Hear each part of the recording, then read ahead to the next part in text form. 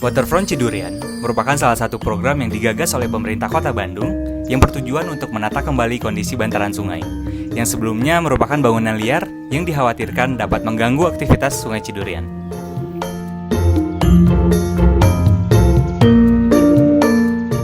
Kini, wajah Waterfront Cidurian tak seperti dulu lagi. Bangunan-bangunan miniatur dan taman kecil memperindah wajah baru dari Waterfront Cidurian. Suasana sejuk ditemani dengan gemercik air dari Sungai Cidurian menambah daya tarik dari waterfront ini sebagai salah satu destinasi wisata yang baru yang ada di Kelurahan Antapani Kidul dan Antapani Tengah.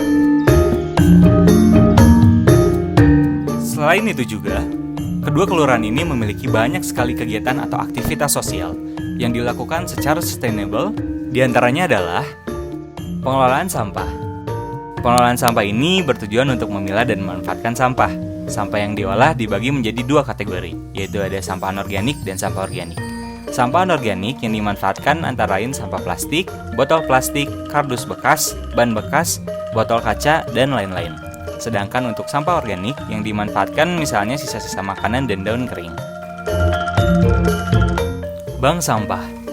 Bank sampah ini bertujuan untuk memilah dan mengelola sampah dengan mengumpulkan sampah anorganik atau barang bekas yang masih bisa digunakan kemudian dimanfaatkan menjadi kerajinan tangan. Sedangkan sampah anorganik yang tidak bisa dimanfaatkan akan dikumpulkan dan diberikan ke pengepul. Budidaya maggot dan hewan ternak. Budidaya maggot bertujuan untuk mengurai sampah organik seperti sisa-sisa makanan, kemudian sampah organik yang tidak bisa diurai oleh maggot akan dimanfaatkan menjadi kompos atau pupuk cair. Sedangkan maggot yang sudah tidak bisa mengurai sampah organik akan dijadikan sebagai pakan ternak seperti ayam ataupun lele. Pemberdayaan lansia. Sebagai lansia, mereka minim akan kegiatan. Hal ini dapat berdampak buruk bagi kesehatan fisik maupun mental mereka. Oleh karena itu, berdirinya sekolah lansia ini bertujuan untuk memberdayakan para lansia dengan pola interaksi sosial. Kelompok berkebun. Kelompok berkebun atau biasa disingkat Pokbun menjadi salah satu aktivitas sosial yang dilakukan oleh masyarakat sekitar Waterfront Cidurian. Pokbun di wilayah ini memanfaatkan bantaran sungai sebagai lahan bercocok tanam.